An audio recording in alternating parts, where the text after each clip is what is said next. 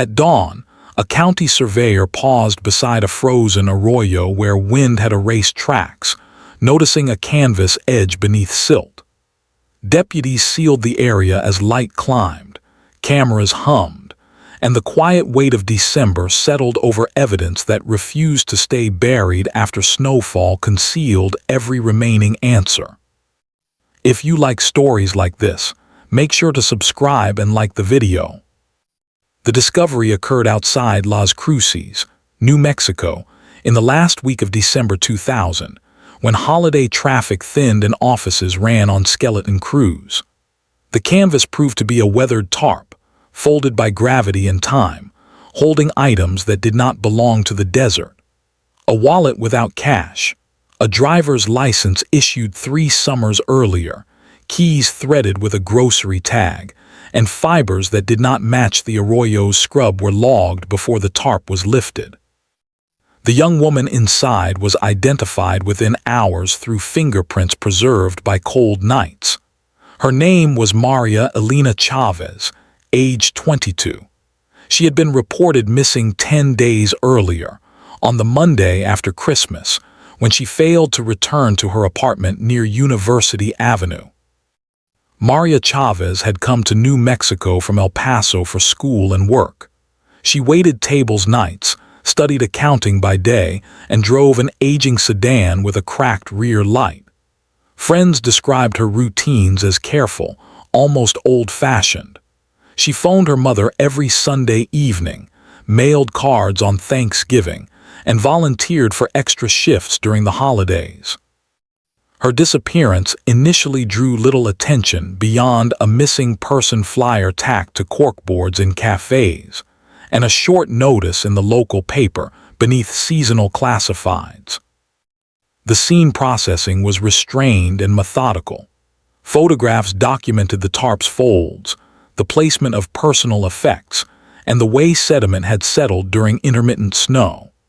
The medical investigator estimated exposure consistent with late December nights, stopping short of a precise time of death.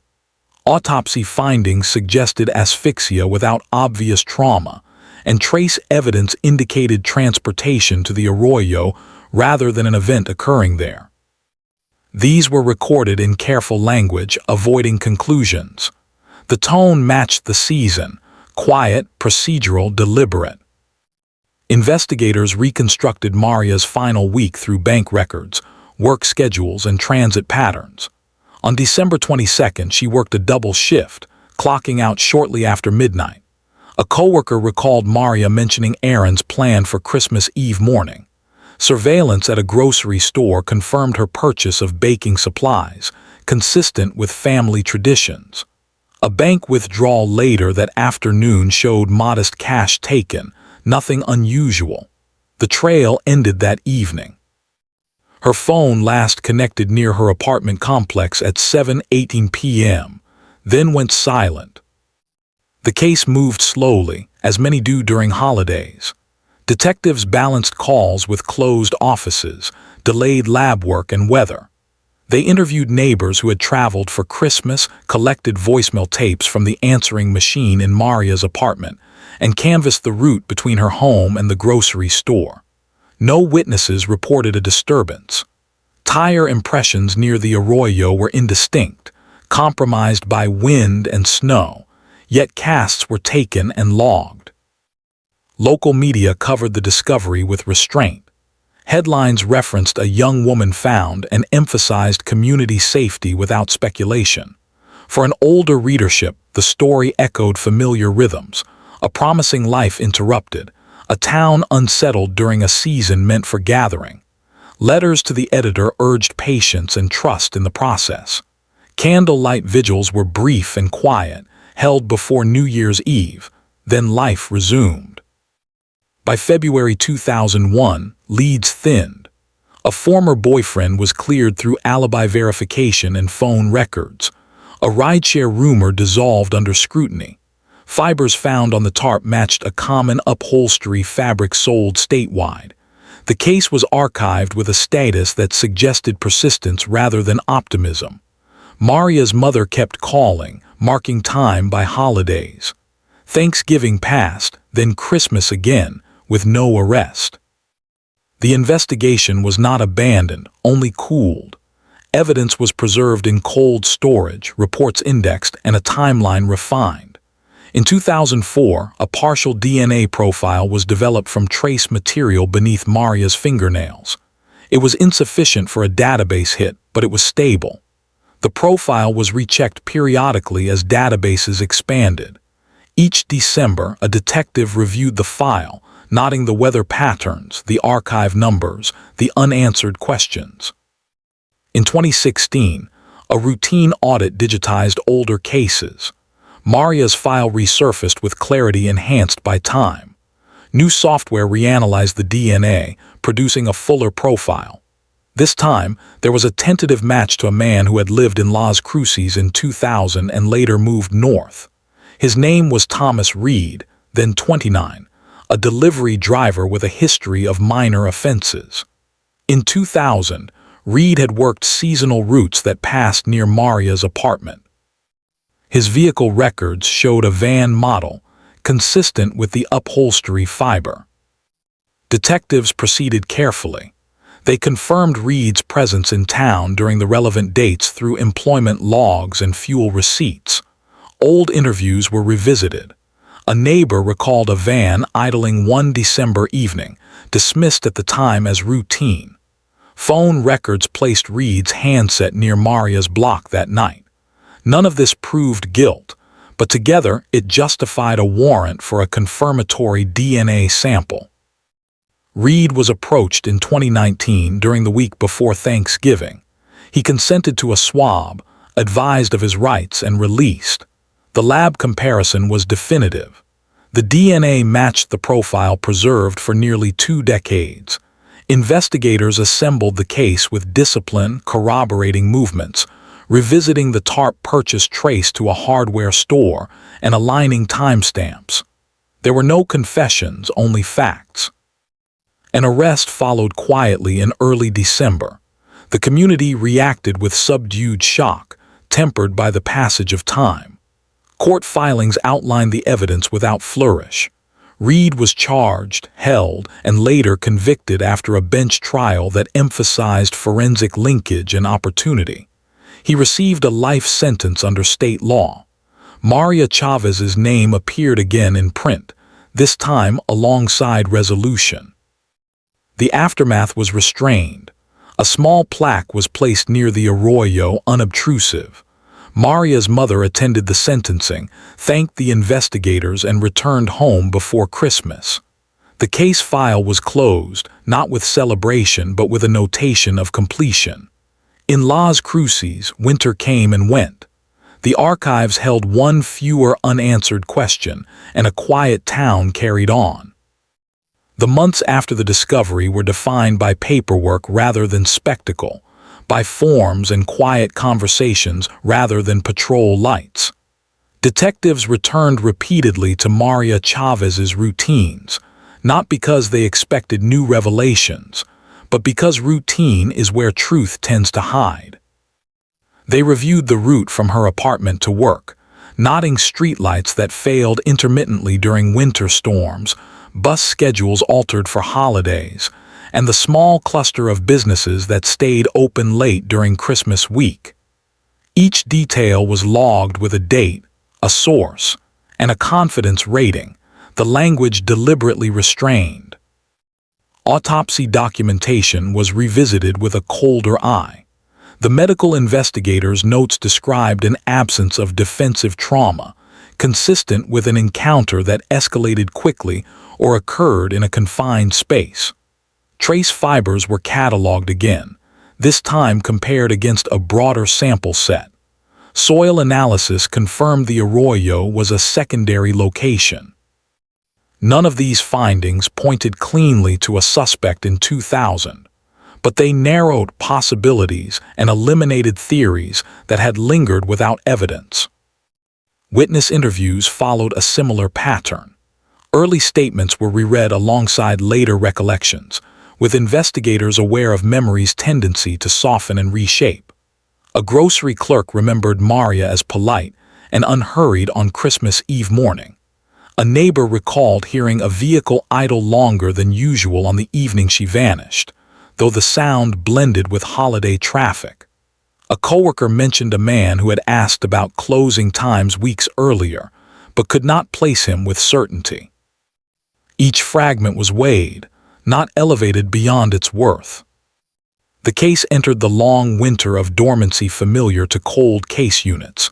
Files were boxed, then reopened periodically as technology advanced. When DNA analysis improved, the preserved samples were tested again. When databases expanded, profiles were run again.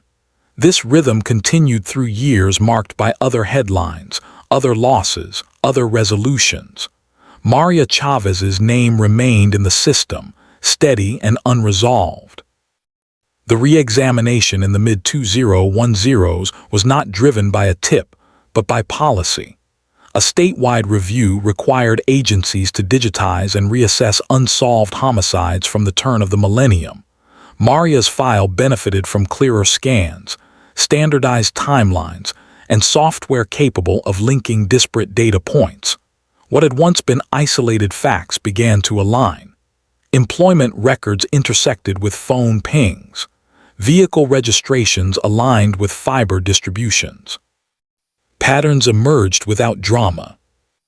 Thomas Reed's name appeared first as a data point rather than a suspect. He had lived within a mile of Maria's apartment in 2000, worked routes that overlapped her schedule, and owned a van consistent with earlier notes.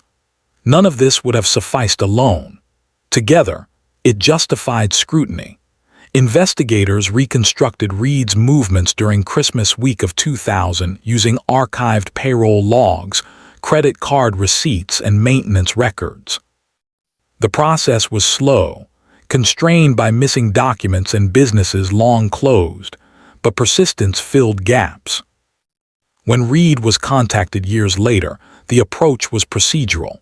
He was informed of the review, asked about his time in Las Cruces, and offered an opportunity to clarify records. He spoke without counsel initially, providing general answers that neither incriminated nor exonerated him. The consented DNA sample was handled with chain-of-custody rigor. When the match returned, it did so with statistical certainty that modern courts recognize as decisive. The arrest was timed to minimize disruption, occurring on a weekday morning in early December. There were no sirens. Reed was taken into custody, advised of charges, and transported for booking. News spread through official releases rather than leaks. For a community accustomed to sensational closures, the restraint felt appropriate. The story belonged to evidence, not theatrics. Pretrial proceedings focused on admissibility. Defense motions challenged the preservation of samples, the interpretation of old records, and the potential for contamination. Prosecutors responded with documentation, expert testimony, and clear timelines. The court ruled methodically, excluding speculation and allowing facts. The trial itself unfolded without a jury, a bench proceeding suited to complex forensic evidence. Testimony was clinical, language precise. The verdict came with little fanfare. Reed was found guilty based on DNA linkage, corroborated movements, and opportunity. Sentencing considered the gravity of the crime and the absence of mitigating factors. A life sentence was imposed under New Mexico law. Maria Chavez's family was notified before the public announcement. There were no statements beyond acknowledgement. In the quiet aftermath, investigators closed the file with final summaries. Evidence was cataloged for long-term storage. Training materials were updated to reflect lessons learned about preservation and patience. Maria's mother received copies of reports she requested, reading them slowly, marking holidays remembered and missed. The town returned to its routines, carrying the knowledge that some answers arrive late, but arrive all the same. Time altered the way the case was remembered, but it did not change the facts preserved in storage. The evidence room held boxes labeled with winter dates, brittle tape, and careful handwriting. Inside were sealed envelopes, slides, and reports that reflected a different era of policing, one before digital abundance. Each item carried a chain of custody that stretched across administrations, budget cycles, and retirements, a continuity that mattered when the case returned to court decades later. The reassembled timeline emphasized how ordinary Maria Chavez's last days had been. Thanksgiving had passed quietly. She worked extra shifts to cover tuition, mailed a card to her grandmother, and planned to travel home after New Year's.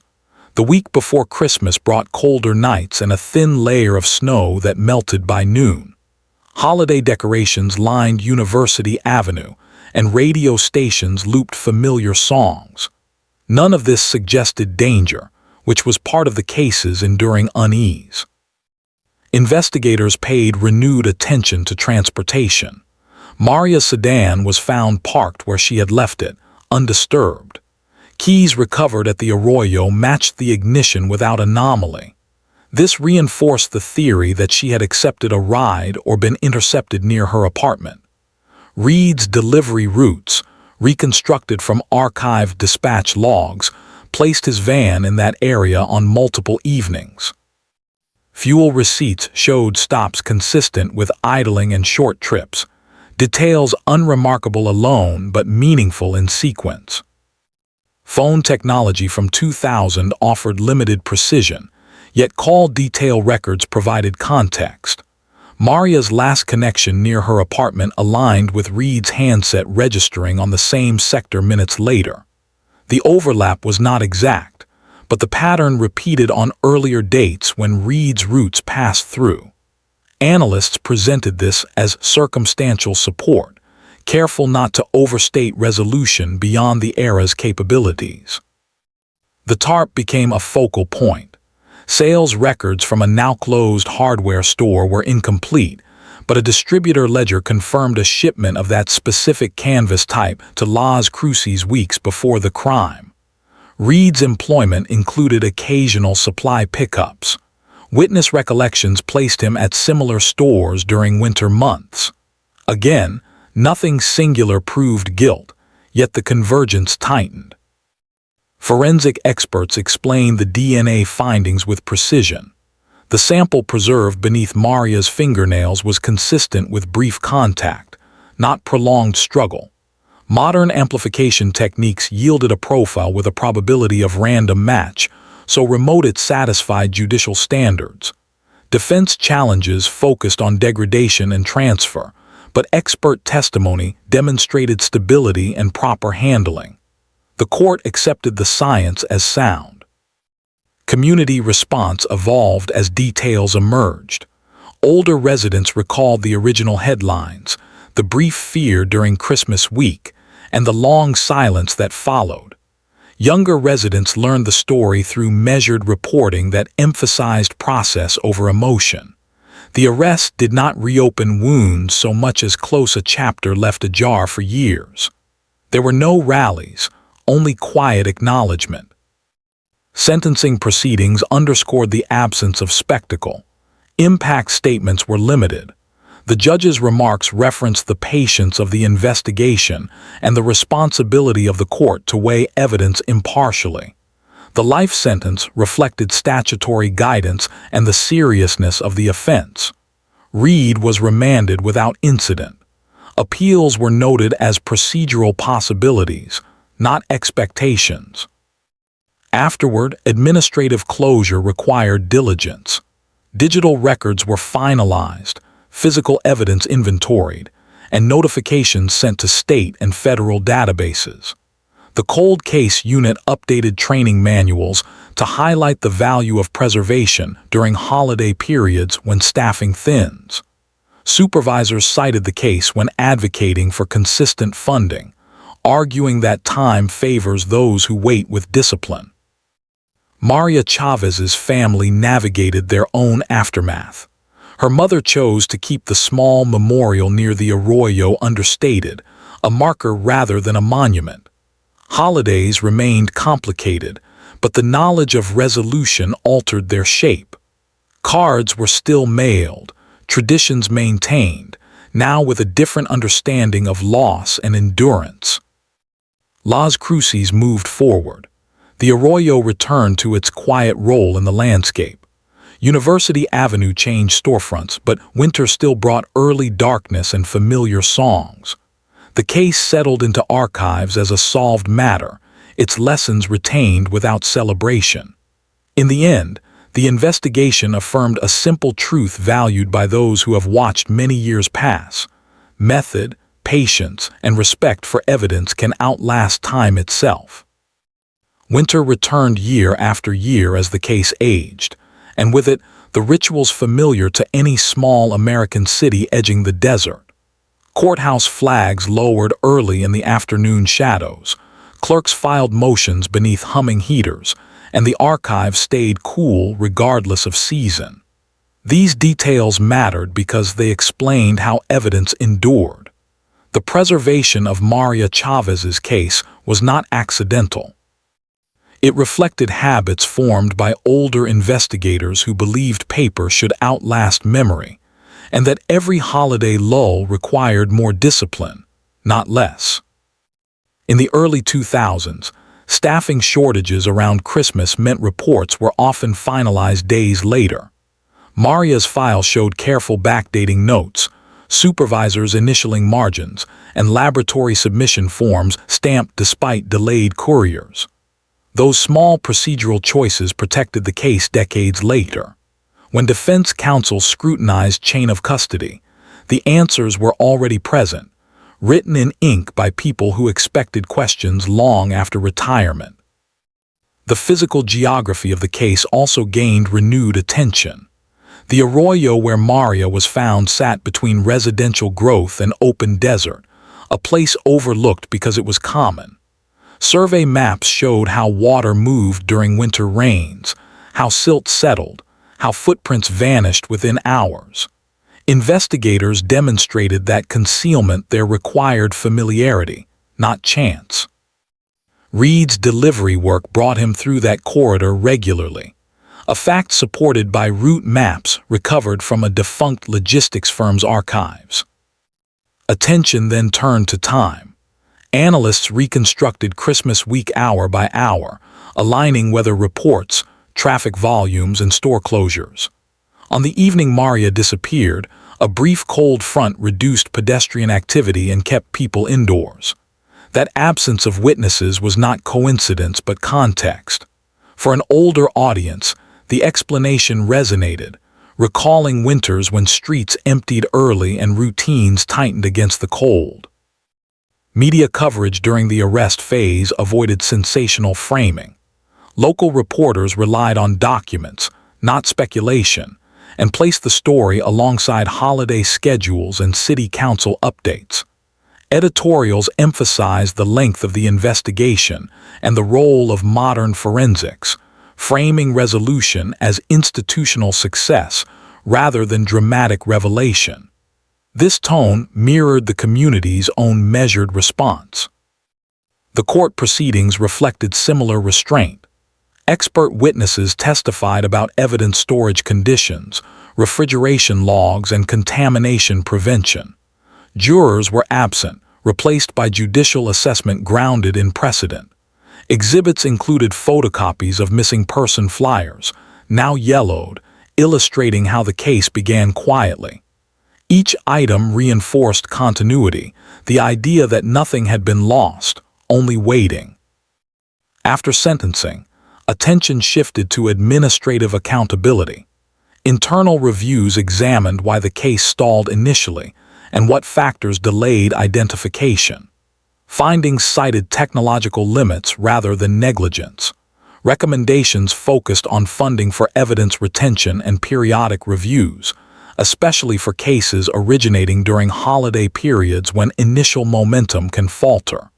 These reports were shared at conferences, contributing to broader procedural reforms. The victim's name was formally entered into state memorial records, a step taken after conviction. The entry was brief, factual, and permanent. For Maria Chavez, it marked inclusion in a collective memory beyond her family. The act was quiet, consistent with how the case had always been handled. Reed's incarceration followed standard intake procedures. He was transferred to a state facility without incident. Appeals were filed and later denied, addressing evidentiary questions already settled at trial. Each denial reinforced finality. There were no further hearings, no public statements, no attempts to reframe the facts. For investigators who had carried the case across years, closure arrived without ceremony. Retirement papers followed promotions and transfers. One detective kept a photocopy of the first missing person flyer in a drawer, a reminder of why persistence mattered. Another cited the case when mentoring younger officers, emphasizing patience over pressure. The city itself absorbed the outcome as part of its history. Streets were repaved, storefronts changed hands, and the university expanded. Yet older residents remembered the winter of 2000 and the uncertainty it brought. The resolution did not erase that memory but completed it. Each Thanksgiving afterward, Maria's mother prepared fewer place settings but maintained tradition. She spoke rarely to media, preferring privacy. The knowledge of who was responsible and that the law had acted provided a form of quiet stability. It did not replace loss, but it ended waiting. By the time the case was officially archived as solved, its lessons were embedded in policy and practice. Evidence preservation standards tightened. Cold case audits became routine. The story of Maria Chavez was no longer about absence but about endurance. In a system often judged by speed, it stood as proof that careful process, even when slowed by seasons and years, could still deliver truth. The final notation in the file recorded the date of closure and the disposition of evidence. It was brief. There was no summary paragraph, no reflection. That restraint matched the investigation from beginning to end. What remained was certainty, achieved lawfully, documented thoroughly, and accepted quietly by a community that had waited a long time for answers. The closing years of the case unfolded without attention, yet they carried weight for those who had lived alongside the uncertainty. The final appellate decision arrived quietly, mailed copies stamped and filed during the first week of December, nearly 24 years after Maria Chavez disappeared. The ruling affirmed the conviction in plain language, citing evidentiary integrity, lawful procedure, and the reliability of modern forensic comparison. With that document, the legal process ended completely. Records management staff completed the last administrative steps. Evidence marked for permanent retention was sealed again, labeled with final disposition codes, and transferred to long-term storage. Items no longer required were destroyed according to statute, witnessed and logged. The chain of custody, once a living document, became historical record. The case status in national databases was updated from open to closed, solved by arrest and conviction. The roll of time was acknowledged internally. Training reviews emphasized that the success of the case rested less on a single breakthrough than on cumulative discipline. No shortcut had delivered resolution. Instead, it came from decades of preserved notes, consistent labeling, and the refusal to discard evidence that lacked immediate value. Supervisors noted how holiday cases, often initiated during staffing shortages and distracted weeks, required particular care to avoid permanent loss of momentum. In Las Cruces, the story gradually receded from public conversation. Local press published one final follow-up, summarizing the appellate outcome with restrained clarity. There were no anniversary features or dramatizations.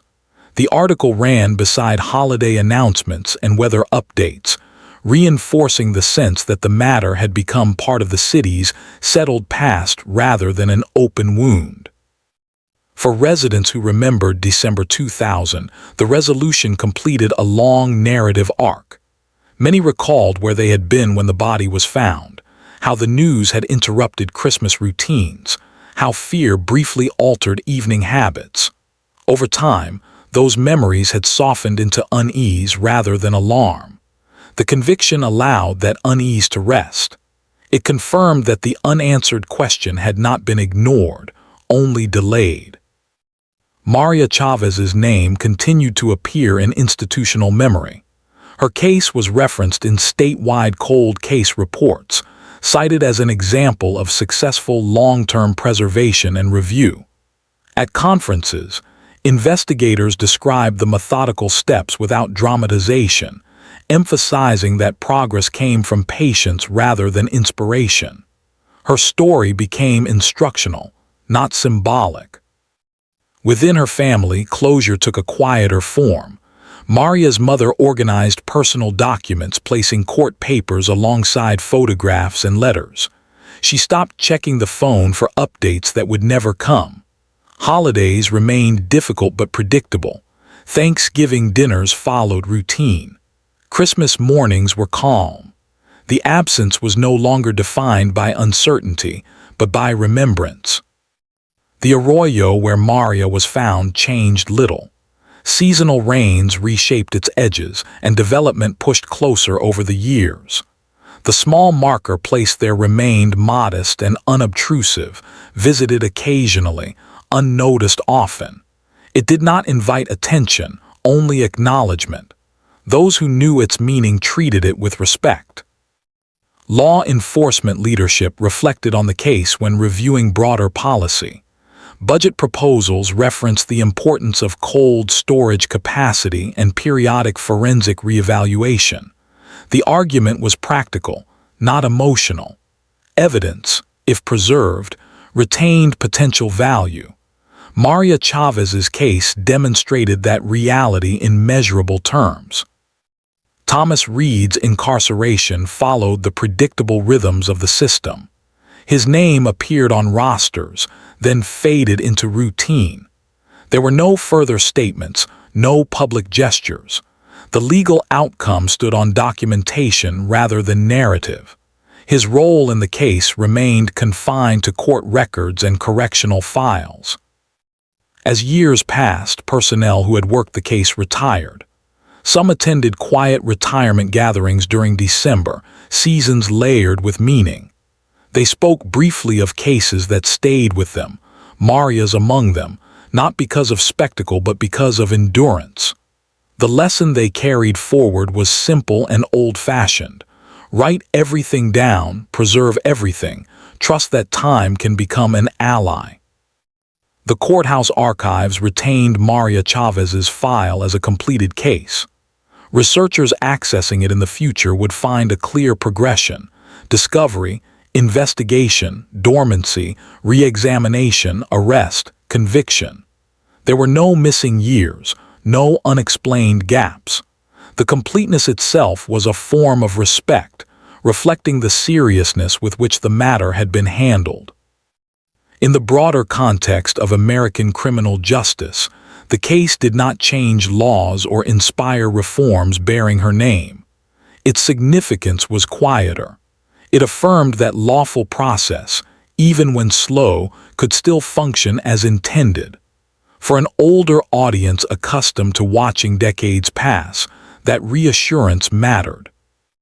Each December, as the city entered another holiday season, the streets filled with familiar lights and early darkness. New residents arrived unaware of the past, while older ones carried memory lightly. The case no longer hovered over the season. It had become history, documented and resolved. The final official summary, prepared for internal records, contained no embellishment. It listed dates, actions taken, evidence relied upon, and final disposition. It concluded with a single sentence noting that the investigation met all procedural and legal standards. There was no concluding reflection. None was needed. What remained was the quiet certainty that Maria Chavez's life had been acknowledged by the system meant to protect it. The delay did not negate that acknowledgement. It underscored the reality that justice, when pursued carefully and preserved faithfully, can arrive long after the first winter has passed. In Las Cruces, winter continued to come and go. The courthouse doors still closed early in December afternoons. Files still waited in cool rooms. And one cold case, once defined by unanswered questions, now rested complete, its story finished without spectacle, resolved within the law, and finally allowed to remain in the past.